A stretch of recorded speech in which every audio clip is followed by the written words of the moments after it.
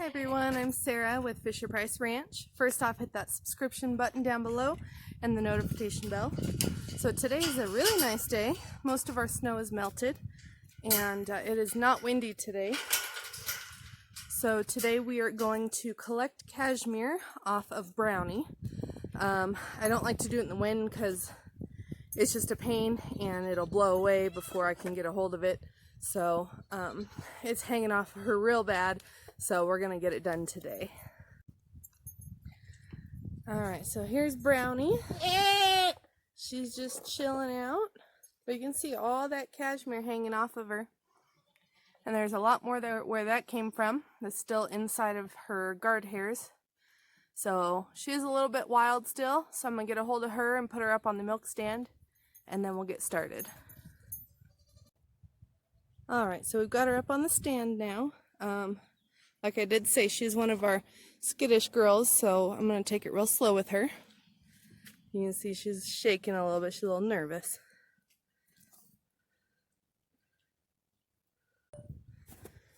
Alright, so we are going to be using a curry brush, but we're only going to do one stroke at a time and pull the hair. That way it does not tangle.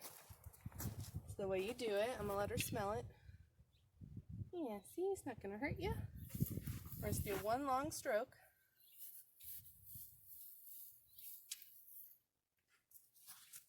And it's going to take a minute to get going, but that bit of hair, you can see it's all the really fuzzy stuff. That's the cashmere.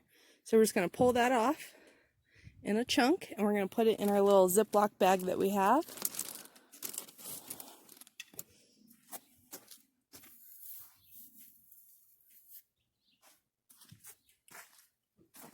That one's a little bit of a bigger chunk there.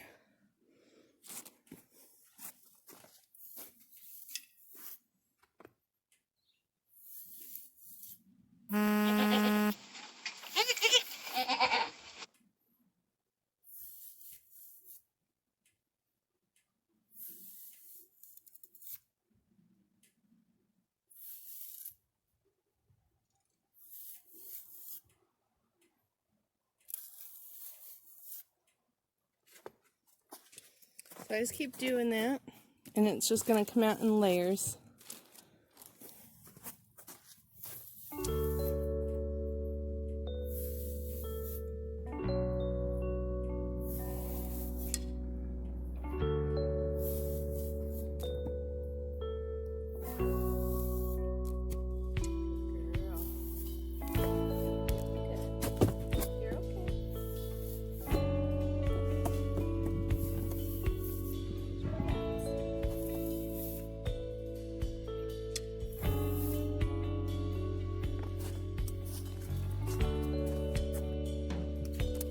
So I brushed her about a week ago, and we've gotten that much cashmere off of her so far, but we'll probably get the most today because last week she wasn't quite shedding yet.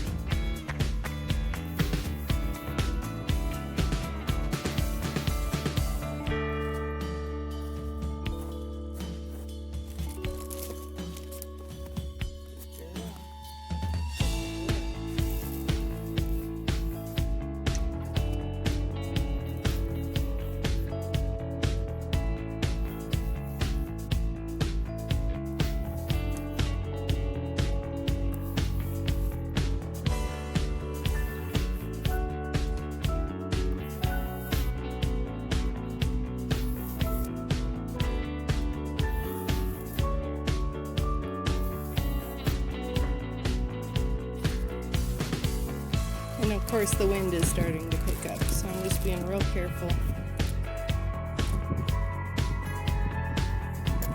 It would help if my tripod would hold.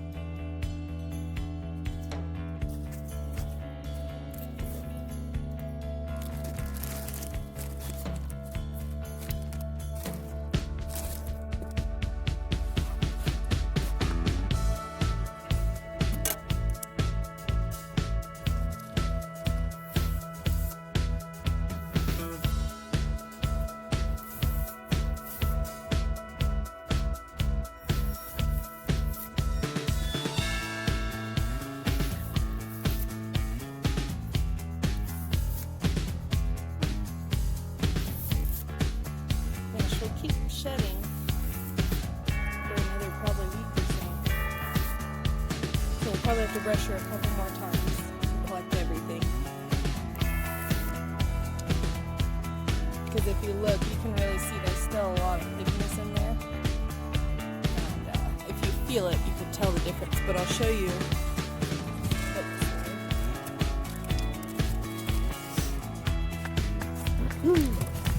Calm down, girl. It's okay. If you look at her neck, which is already shed, you can see it's all just guard hairs in there. So there's going to be no more cashmere out of there. But if you look at her back here, you can still see there's a lot of cashmere in there. You can see all the fuzz. So we'll have to brush her a few more times before we get it all.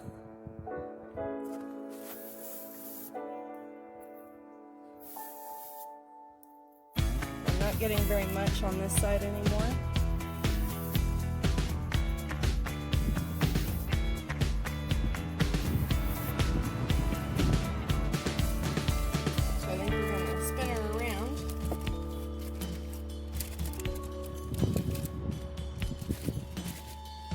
Get the other side.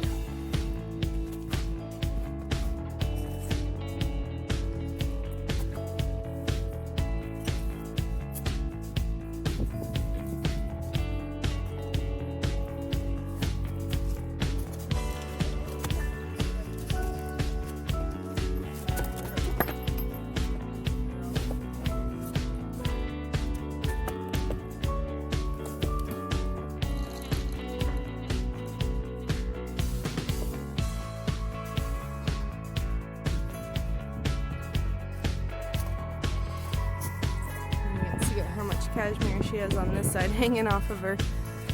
So big chunks of hay and stuff will pull off. If we can save the hair that's on there, we will. Otherwise, we'll just let it go. This one's pretty covered in hay, so we'll just let that one go. Wild birds will use it for nesting. But we'll try and get some of this bigger stuff off so we don't get that into the cashmere. That looks better. Okay, girl. This is usually how I tell when they're shedding really good, because they get it on their horns when they itch themselves.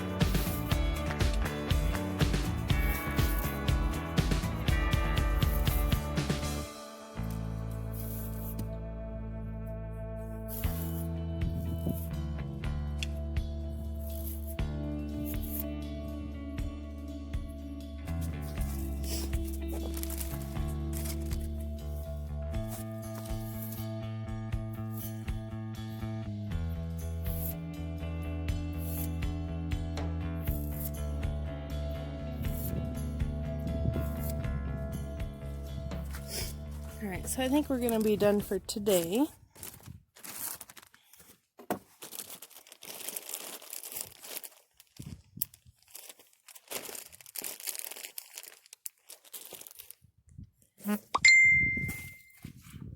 She looks real good now, nice and clean. So we'll keep an eye on her for when we start seeing her shed more. But we got all this cashmere, and so we just try and collect everything we can off of our goats when they're shedding. Alright, well I hope this was helpful for the people that want to learn how to collect their cashmere. Now I do not know what to do with my cashmere, so I just found somebody in the same state of me that will spin it. So if I send them everything I have, they'll spin what I've got, and then they'll send me half of it back that's already spun. So that's one way to utilize it if you don't know how to spin or don't know what to do with your hair. That way it doesn't go to waste. And you know, cashmere can be expensive depending on the quality of it. So I think it's worth saving no matter what. We do like to utilize our goats for their fullest potential. And so we use everything that we possibly can to make money or, you know, supply food for the family. So anyway, it's a great way to, you know, also bond with your goats, because then you're touching them all over. They're going to get used to it. And while she's actually tied up right now, I'm going to go ahead and just love on her and maybe give her a treat. And then maybe eventually she'll start to trust me. She has come a long way since I did purchase her over a year ago. She wouldn't come within 30 feet of me. Now she'll eat out of my hand. So we're definitely getting there. I do know that the Kiko breed is harder to tame, but we've worked very hard on our herd, and when they're babies we do our best to make sure that they're tame right away, so it makes life a lot easier. So anyway, we'll see you guys next time.